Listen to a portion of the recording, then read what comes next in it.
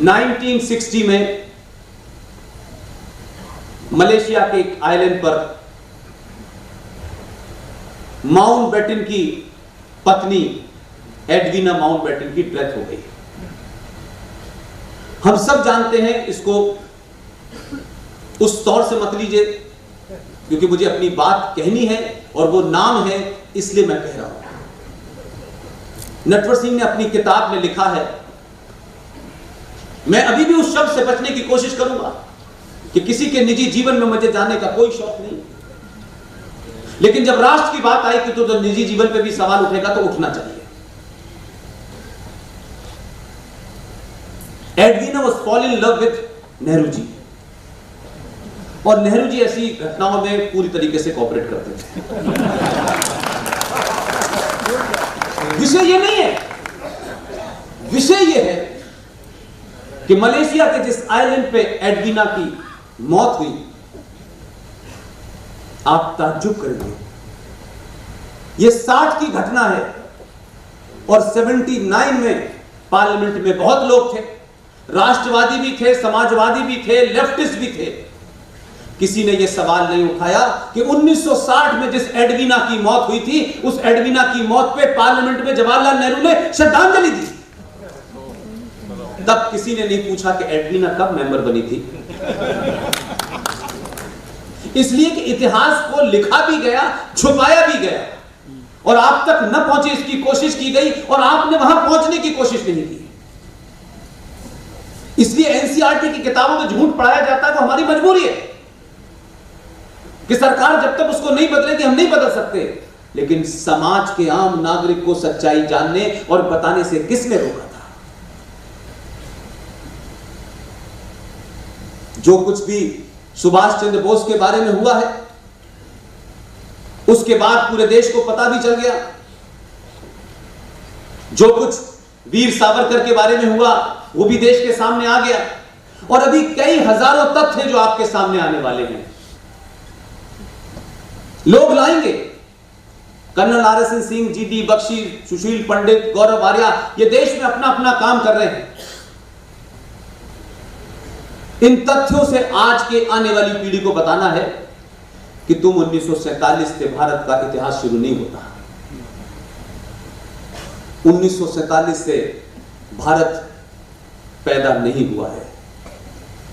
1947 में भारत मजहब के नाम पे 2 टुकड़ों में बटा, ये नहीं बताया गया। और झूठ क्या क्या फैलाए गए कि इस देश की आजादी की लड़ाई, स्वतंत्रता आंदोलन के अंदर हमारी साझा विरासत, हम सब भाई भाई होकर लड़ रहे थे। इस भाई में यह पता नहीं चला कि जो लड़ाई आप 50 साल से अंग्रेजों के खिलाफ लड़ रहे थे, साथ साथ लड़ रहे थे, अगर यह बात है तो आजादी मिलने के चंद घंटे पहले किसने मजहब के नाम पे मुल्क मांगा था? यह मुमकिन नहीं है कि आप 70 साल तक जीवन में किसी के साथ रहें और यकायक एक दिन आप उठ के कहें कि मुझे अपना हिस्सा चाहिए। या तो 70 साल झूठ बोला आपने, या आपका एजेंडा यही था। ऐसे ऐसे नारे गढ़े गए जिसमें आपने एकेडमिकली झूठ बोला, रिलीजियसली झूठ बोला, सनातन के पॉइंट ऑफ व्यू से भी झूठ बोला, लेकिन वो तमाम झूठ आपको सत्ता तक पहुंचा सकते थे। सत्ता में बने रहने के लिए कुछ नारों को गढ़ा गया। एक वर्ग ने तय करा कि ये तो नारे हमारे फायदे में हैं, वो चुप था। लेकिन आपने इस देश की मेजॉरिटी को उस झूठ में रख के उन नारों का फायदा लिया। एक नारा गढ़ा गया, गंगा जमुना तहजीब। मैं उत्तर प्रदेश में पैदा हुआ हूं, जहां गंगा भी है, जहां जमुना भी है। आजाद भारत में जितने दंगे हिंदुस्तान में हिंदू मुसलमानों के हुए हैं, उसमें उत्तर प्रदेश में सबसे ज्यादा हुए हैं। गंगा जमुना तहजीब थी वहां, इसलिए वहां भाईचारा था। अब पता चल रहा है कि भाई कौन था और चारा कौन था। ऐसा ही एक नारा गढ़ा गया कि सर्व धर्म बराबर है। हम वही बताया गया। यह राजनीतिक स्वार्थ हो सकता है किसी का, न मेरा और मेरे साथ जितने लोग देश भर में हैं उसमें से किसी का राजनीतिक स्वार्थ नहीं है। इसलिए किसको बुरा लगेगा किसको अच्छा लगेगा हमारा कोई इंटरेस्ट ही नहीं है। अगर सबको भी बुरा लग रहा है तब भी खाली हॉल में खड़े होकर बोलता रहूंगा।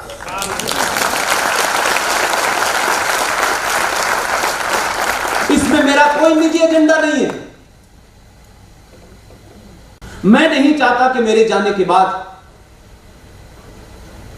ये जो जनरेशन में 10-12 लोग काम कर रहे हैं, आने वाली जनरेशन हमको गालियां दे। इसलिए तथ्यों के साथ उन्हीं किताबों का रेफरेंस देते हुए जो महान लोगों ने लिखी हैं, उन डेट्स का पेज नंबर का हवाला इसलिए देना पड़ रहा है कि हम तो कुछ अपनी तरफ से मैन्युफैक्चर कर ही नहीं रहे।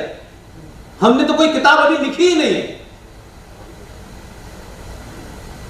लिहाजा कहा गया कि भगवान का मंदिर भगवान का घर है और मस्जिद अल्लाह का घर है। किसी मुसलमान ने भी नहीं बताया कि मस्जिद का अल्लाह से क्या संबंध है। मंदिरों में आप मूर्ति की पूजा स्थापित करते हैं, उसकी प्राण प्रतिष्ठा करते हैं, उस पर मंत्रोच्चारण करते हैं, उसके बाद वो मंदिर होता है। पूरी दुनिया में 57 देशों में जितने भी मुल्क हैं इस्लाम के, जहां एक भी कोई नॉन मुस्लिम रहने का और उसे नागरिकता मिलने का कोई अधिकार नहीं है,